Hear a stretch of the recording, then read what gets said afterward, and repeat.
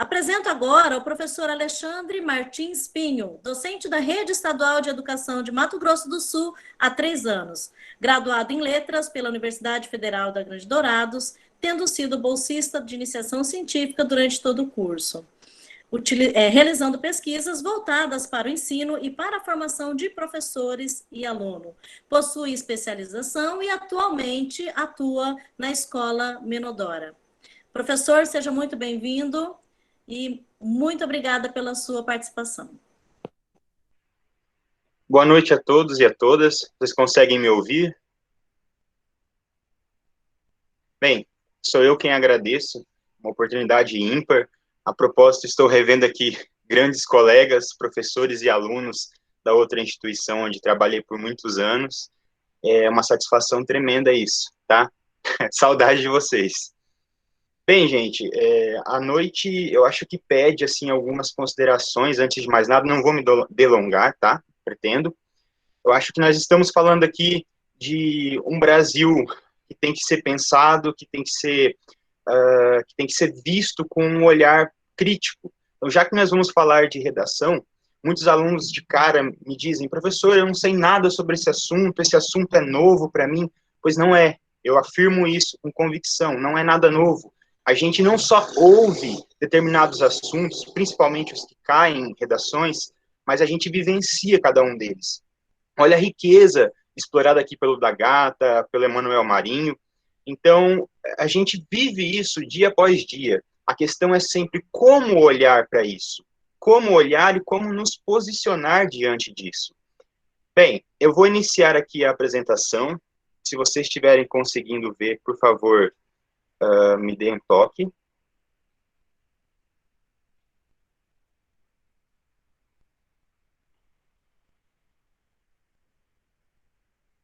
Vocês conseguem ver meu computador? Sim. Certo? Então, ok, vamos lá.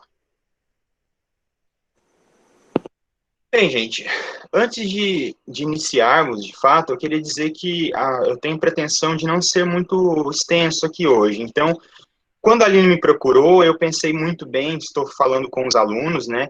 Então, pensei muito bem em como ser mais sintético, mas o tema é bastante abrangente, então eu peço, por gentileza, que caso eu esteja me delongando demais, que vocês me deem um toque, tá? Bem, antes de mais nada, quando a gente se propõe a escrever, primeiramente, temos que planejar. Essa é uma etapa que não pode ser negligenciada, certo? Planejamento é essencial em tudo na vida. É claro que a vida é diversa, nem sempre tudo que a gente quer acontece, né? Mas tratando de uma redação escolar, sobretudo uma redação que vai servir de critério avaliativo para ingresso em uma universidade, talvez em concursos. Então, há tempo para isso, né? Eu creio que todos os alunos aqui estão por livre e espontânea vontade, então há tempo para isso, para um planejamento, para que possa haver um planejamento durante o ato da escrita. A princípio, o que nós temos que fazer ao nos debruçarmos sobre a escrita de um texto é pensar sobre o gênero, né? Seja ele qual for. No caso em específico, se trata de um texto dissertativo argumentativo. Então, temos que ter muito bem claro em mente quais as características e, mais ainda, qual a função principal desse gênero. Quando eu digo função, eu quero dizer qual o propósito, né? Nós estamos falando de um texto da esfera dissertativa e argumentativa, então, logicamente, o propósito é, ao mesmo tempo, dissertar e argumentar, expor um ponto de vista sobre um determinado assunto e convencer o seu interlocutor a respeito dele. Então, para isso, eu preciso ter também muito bem claro o assunto que eu vou abordar e a maneira como vou fazer isso. Então, vem aquela pergunta que eu disse anteriormente: o que é que eu sei sobre isso? Ah, professor, não sei nada. Não, você sabe. Se você ouve alguma coisa a respeito, então você sabe alguma coisa a respeito disso. Você tem um conhecimento prévio. Você pode ter aquela insegurança, e aí isso acaba sendo um entrave durante o ato da escrita. Mas você sabe sobre o assunto. Então, primeiramente, avaliar o que eu sei sobre o assunto ter muito bem claro o que é o gênero, né? Quais as características, as funções, para poder traçar, em linhas gerais, um esboço. E como que eu faço isso? Bem, primeiro você tem que entender o que o seu interlocutor vai esperar desse determinado assunto, ou melhor dizendo, o que a sua banca quer de você, né? Já que estamos falando de redação para vestibular. Então, o que a sua banca espera? Ela espera que você se posicione criticamente. E daí, eu volto àquela questão. O Brasil que a gente vive tem assuntos diversos, e a gente vivencia isso dia após dia. Então, como não ser crítico diante das questões polêmicas que possivelmente vão cair no vestibular? São questões que nós vivenciamos. Então, seja crítico. É a primeira dica que eu dou. Seja qual a linha argumentativa que você optar, seja crítico, sempre. Então, um exemplo, a demarcação de terras indígenas. Você pode ser contrário a elas, ou a favor delas, mas você tem que se posicionar de maneira que o seu interlocutor saia convencido após ler todo o seu texto. É isso que a banca espera de você. Ela espera que você tenha bagagem linguística, conhecimento de mundo, para ser crítico. Primeiro passo é esse, traçar o seu esboço, o seu esqueleto, pensar no seu texto na sua cabeça. Lembrando que a gente está falando aqui do campo da abstração ainda, não estamos, de fato, escrevendo ainda. Então, trace esse esboço, né? E esse esboço, obviamente, vai ter que ter começo, meio e fim, é uma estrutura canônica. Então, o que eu vou falar, mais ou menos, eu penso antes, o que eu vou falar mais ou menos na minha introdução e no meu desenvolvimento, e como que eu vou concluir? Primeiro na cabeça, depois você tem bagagem para vir para cá. É a hora crucial para muitos, né? Primeira dica que eu dou a respeito da escrita em si é manter a calma. Isso é essencial. Se você acha que vai perder tempo com isso, muito pelo contrário, essa perda de tempo aí implica em ganhos futuros. Antes você tentar corrigir isso, esse tempo, então, numa questão objetiva, do que se embananar com a redação toda e aí não conseguir fazer algo que tem uma nota significativa, um peso muito grande para a sua prova. Então, mantenha a calma, você já tem bagagem para isso, porque você tem um conhecimento prévio, você esquematizou sua redação em linhas gerais, traçou um esboço ali, e agora é a hora de efetivar esse esboço, certo?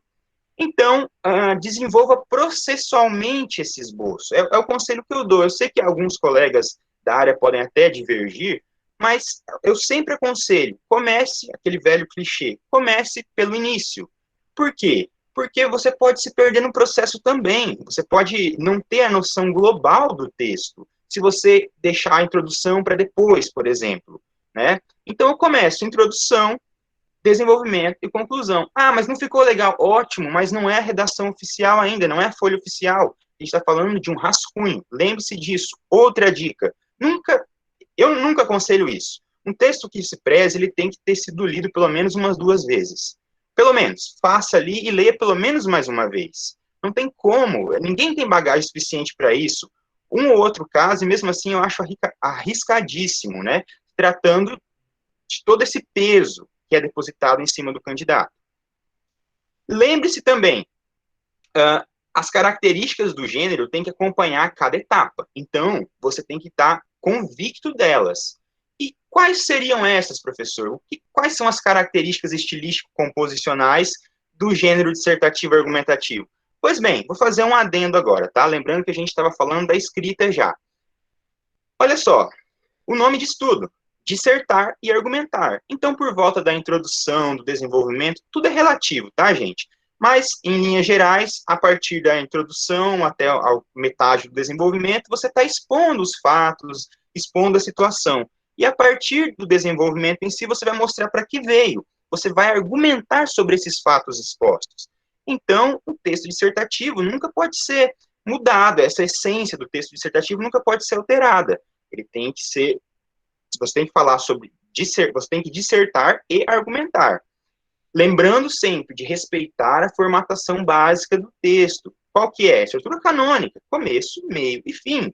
Às vezes, um bom texto, até a pessoa esquematiza isso muito bem, mas na hora de pôr em prática, ela se perde ali com uma introdução ruim, ou deixa simplesmente, eu já vi muitos casos assim, deixa simplesmente de fazer a conclusão, por exemplo.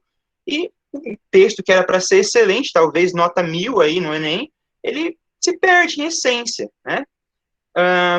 Adotar tempos e modos verbais adequados, assim como uma linguagem apropriada. Lembrando que tempos verbais, num texto dissertativo, majoritariamente a gente está falando do presente do indicativo. É claro, sim, tudo é relativo, né? Depende da estilística, você pode também usar até o passado. Posso, professor, mas são casos isolados e isso demanda um pouco mais de conhecimento linguístico, um pouco mais de bagagem para não se perder também, porque tem que ter linearidade, né?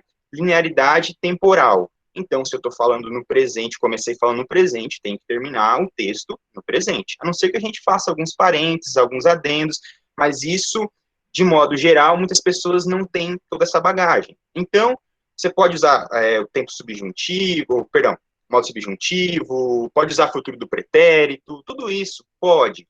Mas eu sempre, numa aula inicial, dou dicas, faça o básico, primeiro. Depois, com a maturidade, tudo vem com o tempo.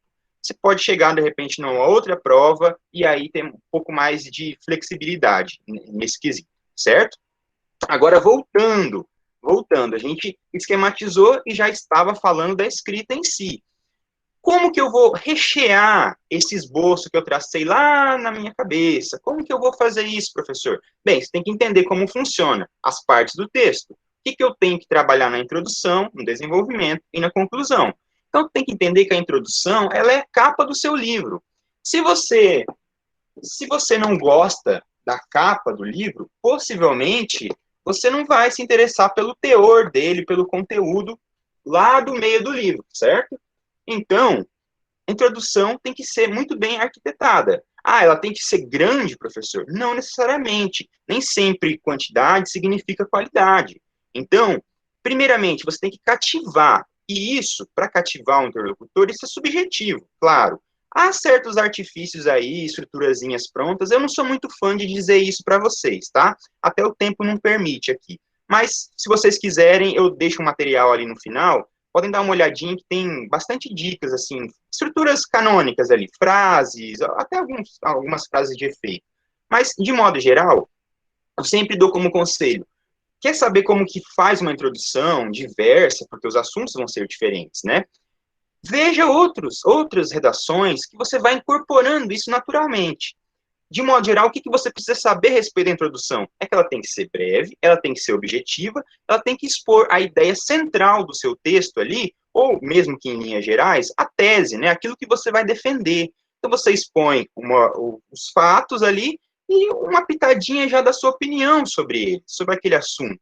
Ou você pode ser um pouco mais descritivo também na introdução, você tender mais para dissertação do que para argumentação e deixar toda a argumentação para o desenvolvimento ou para a conclusão? Pode. Então, tudo é relativo, é subjetivo aí. Mas, de modo geral, você apresenta sempre a ideia principal ali na introdução, tá? E eu deixei aqui essa questão das linhas, eu não sou muito fã disso, mas de delimitar essa questão de linhas, nunca fui, não trabalho assim com os meus alunos no dia a dia, mas a sua banca vai cobrar isso, em linhas gerais, claro, uma redação depende muito do vestibular, em torno de 20 a 30 linhas, então, se você se estende muito na introdução, ou então faz ela muito sintética, depois vai faltar ou sobrar nas outras seções do texto. Então, muito cuidado com isso. Em torno de 4 a 5 linhas, eu considero uma introdução muito boa. É claro, se atender a esses critérios, objetividade, exposição da ideia principal, tá? Sempre se atentando para isso. Aí vem aquilo que a gente considera como o corpo do texto, como a alma do texto, a essência, o cerne, que é o desenvolvimento. Nessa sessão, você vai mostrar para que veio. E a sua banca vai querer saber. Ela vai querer saber quem é você. E a partir daí, de repente, até a introdução e talvez a conclusão não estejam muito legais assim. Mas o desenvolvimento é essencial que esteja bem amarrado. Porque eu não posso começar falando da demarcação de terras indígenas e terminar meu texto, ou lá no meio dele, falar sobre o avanço aeroespacial, por exemplo. Não faz muito sentido, né? Desde que tenha conexão, obviamente, tudo bem. Mas, de modo geral, eu não posso mudar os temas. Então, eu tenho que pensar muito bem. A minha argumentação tem que ser precisa. Eu tenho que ter objetividade e tem que ter planejamento. A introdução, ela tem que dialogar com o desenvolvimento e vice-versa. Eu não posso jogar coisas esparsas assim, do nada, certo? Em torno de 10 a 15 linhas, né? Eu acho que é um bom desenvolvimento aí. Você pode dividir em 2, 3, às vezes 4 parágrafos. Isso também é subjetivo, depende de cada um. Mas, de modo geral, o que a gente entende como um bom desenvolvimento, ele passa por esses critérios aqui, ó. Simplicidade. O que significa isso no meu desenvolvimento? Ah, eu sou uma pessoa muito simples, utilizo uma linguagem simples. Não é isso, né? A linguagem, sempre lembrando, ela tem que ser formal. Mas simplicidade no sentido de prefira frases curtas, né? Opte por frases curtas, normalmente orações coordenadas ao invés das subordinadas. Se você tiver um bom domínio linguístico, claro, pode explorar tudo que você souber. Mas, de modo geral, eu sempre aconselho isso, porque o uso de orações subordinadas, sobretudo as muito longas, elas acabam fazendo com que o escrevente se perca durante o processo. E aí ele não vai conseguir, ele mesmo não vai conseguir entender o que ele queria passar. Imagine, então, o seu interlocutor, a pessoa que estiver lendo o seu texto. Clareza e objetividade é até redundante dizer isso, né? Então, o seu leitor, ele não tem a obrigação de entender nada. É você que tem que dar essas informações. Às vezes, o que parece óbvio para a gente pode não ser para outras pessoas. E se várias pessoas não entendem um assunto, o problema não está, então, nelas, mas sim em quem escreveu. Lembre-se sempre disso. Então, clareza sempre e objetividade como consequência disso, tá? Não encha linguiça. Se o seu texto não está sendo assim muito legal e tal, faça ele mais enxuto. É melhor, mas com convicção, do que querer colocar coisas bonitas, que você julga bonitas, mas que não fazem sentido. Melhor algo que você sabe, o feijãozinho com arroz, do que querer rebuscar algo que você não tem, do qual você não tem domínio. Não faz o menor sentido isso. Para tudo isso, tem que ter unidade e coerência, né? Caso você consiga colocar tudo isso, seu texto estará ok, estará ótimo. Ele terá unidade. Eu comecei falando de um assunto, terminei falando daquele mesmo assunto. Ele é coeso. É coeso. Por quê? Porque os enumeradores lógicos discursivos, eles fazem sentido. O que eu mais vejo, por exemplo, às vezes o escrevente não tem muito domínio das conjunções, por exemplo. Então ele coloca um embora no lugar de e. Não faz muito sentido. E outras expressões também. Então, sempre opte pela coerência. Se você não tem muito domínio, principalmente do uso de conjunções, expressões introdutórias, de parágrafos, é melhor não usar, tá? Use sempre as coordenadas. Pode ficar um texto do ponto de vista sintático, talvez um pouco pobre? Pode, mas semântico talvez não, porque você preservou o sentido. E isso é o que mais vai importar para o seu avaliador e, logicamente, para os seus leitores, tá? Que faça sentido. Então, a conclusão nada mais é que o grande final. Ele é um encerramento, ele tem que ser retomado, na conclusão tem que ser retomado tudo aquilo que você falou, não só ali no finalzinho do desenvolvimento, naquele último parágrafo, mas também em todo o texto, desde a introdução até ali. Então, é retomar tudo que você fez para dar aquele arremate, para caso até ali o seu interlocutor não tenha saído convencido do seu ponto de vista, que ele seja fisgado ali, de fato pense, nossa, essa pessoa é perspicaz, ela sabe do que está falando. Mesmo que ainda você talvez não se sinta confortável com aquilo, mas só pelas características argumentativas, você pode convencer alguém, certo? E isso é essencial. Em questão de linhas, 4 a 6 linhas eu considero, assim, uma excelente conclusão. Mais que isso, eu já acho meio encheção de linguiça, popular encheção de linguiça, certo? Pois bem, agora nós temos um rascunho, lembrando disso, tá? Não escrevam nunca diretamente na redação oficial, por várias questões. Você pode errar, eu não me sinto confortável com isso, eu não acho que eu tenho bagagem assim para de cara escrever uma coisa e não mudar, até porque a linguagem, gente, a escrita, ela é um processo, tá? Ela não é um produto. Você escreveu uma vez, ótimo, fantástico. Não, eu trabalho com os meus alunos reescrita. Eu mesmo faço reescrita quando eu estou escrevendo um artigo científico, uma resenha, qualquer coisa. Eu reescrevo aquilo milhares de vezes. E se eu parar ali 10 vezes e ler, nas 10 eu vou mudar alguma coisa. Então, como que você pode ter toda essa convicção ao ponto de escrever uma única vez e aquilo ali vai ser determinante para a sua vida? Como que você pode ser tão, eu diria, petulante a esse ponto? Não sejam, tá? Então, calma, mais uma vez, se você acha que vai perder, mas que perca 2 minutinhos ali, ou uma lauda, né, gente? Uma lauda, eu acho que no máximo uns 5 minutos vocês leem. Então, releia todo o seu rascunho, procure, porque você vai encontrar, certamente, eu falo isso por mim, você vai encontrar trechos não muito claros. E como que eu faço isso, professor? Ah, eu escrevi, tá certo. Não, não é exatamente assim. Tente ler de modo geral, que você vai encontrar muitas coisas ali não esclarecidas, trechos truncados. Então é fácil. Viu que não está legal? É rascunho ainda. Mexa ali, para depois passar para a redação oficial. Tá?